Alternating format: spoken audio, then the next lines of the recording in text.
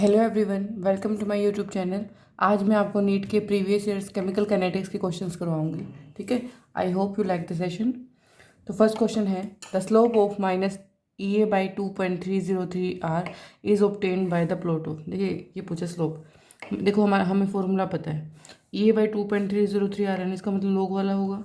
तो लोग क्या होता है, के इज इक्वल टू लोग ए माइनस ई ए अपॉन में 2.303 आर इंटू टी। ठीक है, ये फॉर्मूला होता है। तो क्या पूछे, स्लोप ये पूछिए ना, ये वाले स्लोप पूछे। इसका मतलब इसके साथ ले रखा ग्राफ और लोग के का है। हमारे पास y is equal to m x plus c होता है ना, एम स्लोप होता है। तो ये स्लोप है अगर, तो फिर ये वाली टर्म के साथ होगी इसका मतलब। तो इसका मतलब किस किस के बीच में ग्राफ होगा, लोग ए और 1/t। ये कौन सा ऑप्शन है, सी।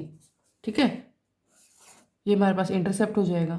ठीक है, नेक्स्ट क्वेश्चन है, for a first order reaction rate constant is 1 × 10⁻⁵ second having E A is equal to 1800 kilo joule per mole, then value of ln A. Ln A की वैल्यू पूछी है, टी की वैल्यू जब 600 केल्विन। देखो हमारे पास वही फॉर्मूला है, लेकिन अब के बाद लोन में ln A is equal to ln k is equal to ln A minus E A upon में आर टी। ठीक है, लोन ए पूछा है, हमारे पास रेट कांस्टेंट की वैल्यू दे रखी है, तो रख देंगे ln 1 × 10⁻⁵ is equal to ln A तो हमें निकालना है। ई की वैल्यू दे रखी है हमारे पास कितनी, 1800 kilo joule per mole upon में आर की वैल्यू कितनी होती है, 8.314 जूल पर केल्विन पर मोल। ठीक है, इनटू में टाइम दे रखा है 600 केल्विन। ठीक है, इसको आप सोल्व कर लेंगे तो -11.51 इसकी वैल्यू आ जाएगी। लोन ए माइनस 1800 अपॉन में 8.314 इंटू 600। बस कैलकुलेटर से देखिए आप कैलकुलेशन कर लीजिएगा, मैं वैल्यू बता देती हूँ। इसका आंसर आ जाएगा 151.7। ठीक है, ये आंसर आ जाएगा इसका।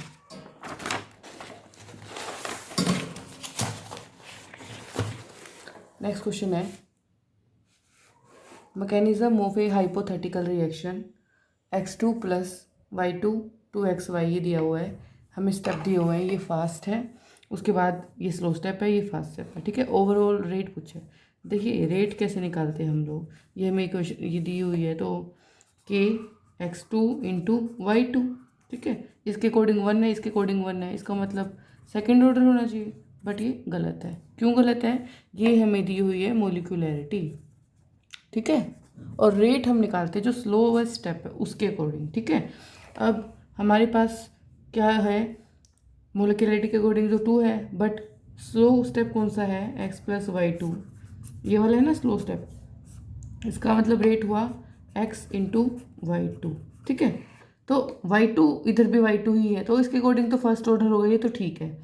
बट हमारे पास मोलिकुलरिटी में x2 है और रेट वाले में x है। ठीक है, इसका मतलब क्या हुआ, हमें क्या करना पड़ेगा, y2 के अकॉर्डिंग तो ठीक है, फर्स्ट ऑर्डर है। ठीक है, बट ये देखना इधर, तो x2 से x ये चाहिए हमें स्लो स्टेप में। ठीक है, तो x कैसे बनेगा, अगर मैं हाफ ले लूँ तो बन जाएगा। तो इसका मतलब x2 के विद रिस्पेक्ट टू कितना ऑर्डर हुआ, 1/2। तो 1/2 विद रिस्पेक्ट टू x2 हो जाएगा और 1 हो जाएगा y2 के अकॉर्डिंग। तो ओवरऑल रेट कितना हो जाएगा, 1.5। ठीक है, तो आंसर थी। देखिए ये जरूर देखना है स्लोवेस्ट स्टेप में क्या वही हमें जो मोलिकुलरिटी में है वही हमारे पास स्लोवेस्ट स्टेप में रेट है या नहीं है, तब हम एक्चुअल वही ऑर्डर लेके चलते हैं। अदरवाइज हमें देखना पड़ेगा इधर हमारे पास क्या है। ठीक है, इधर हमारे पास हाफ मोल है एक्स के, तो हमें हाफ लेने पड़ेंगे इधर। ठीक है, तो ऐसे हमें देखना पड़ता है रेट। नेक्स्ट क्वेश्चन है, a first order reaction has a specific reaction rate दिया हुआ है, how much time will it take for 20 gram of the reactant to reduce to 5 gram. देखिए एक मैं आपको, वैसे तो आप फॉर्मूले से कर लोगे, बट एक छोटा सा फॉर्मूला बताती हूँ मैं आपको। जब भी हमारे पास इनिशियल 20 है, कितना हो गया 5, ये रिड्यूस हो रहा है, कितना हो रहा है 1/4 रिड्यूस हो रहा है। इसका मतलब रिएक्शन हमारे पास कितनी कंप्लीट होगी, 75% कंप्लीट है इसका मतलब। ठीक है, तो जब भी ऐसा हो 1/4 रिएक्टेंट अगर रिड्यूस हो रहा हो तो हमारे पास T75% का फॉर्मूला है ना, वो लगाने क्या होता है 1.386/K। जो ये बहुत आसान क्वेश्चन हो जाएगा, 2 मिनट में आंसर आ जाएगा आपका।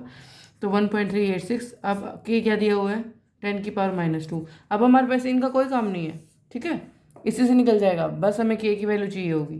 तो आंसर कितना आ जाएगा 138/0.6 सेकेंड, ठीक है। तो ये आंसर है हमारे पास फर्स्ट। ओके, आई होप ये आपको समझ में आया होगा।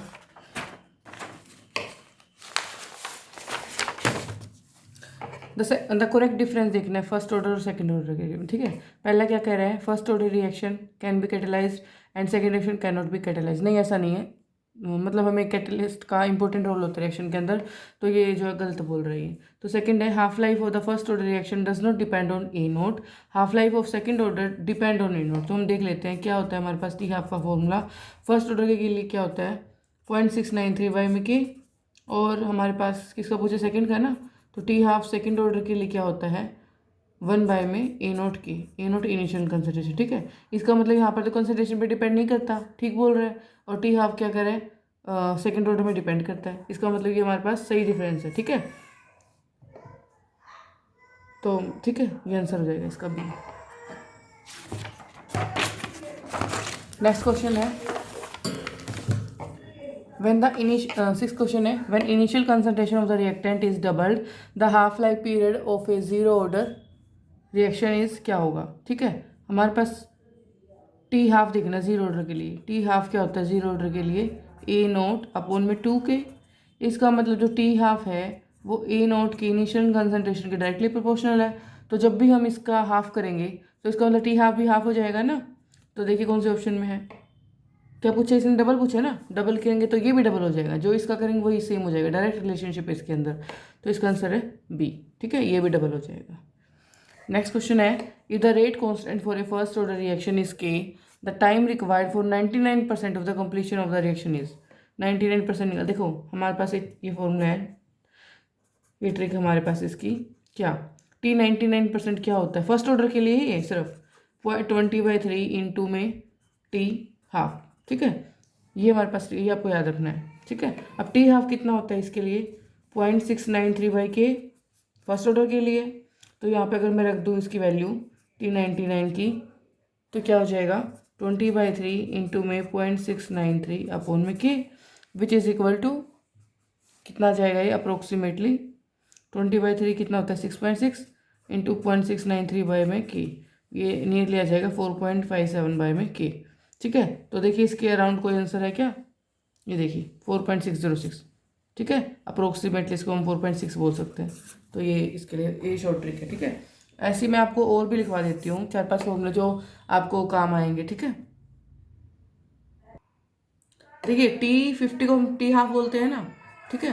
तो T75% क्या होता है हमारे पास 75% होता है 2 इंटू टी हाफ, ठीक है। नेक्स्ट है T87.5% होता है 3 इंटू टी हाफ। ये आपको याद करने पड़ेंगे, लेकिन क्वेश्चन इससे आपका बहुत जल्दी हो जाएगा, ठीक है।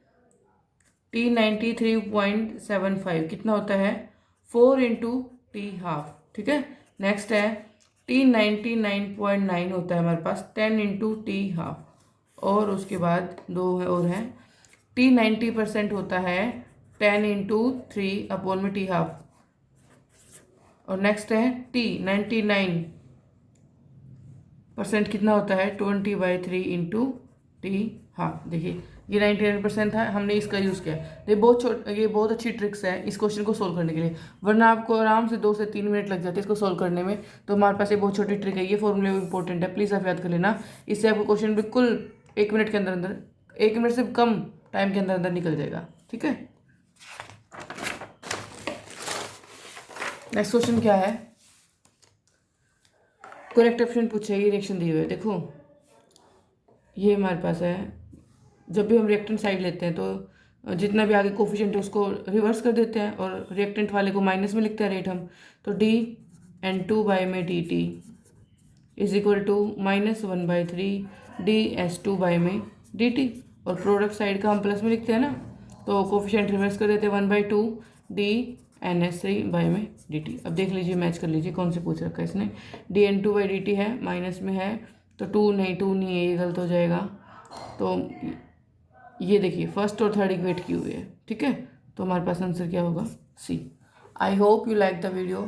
Please like, share and subscribe.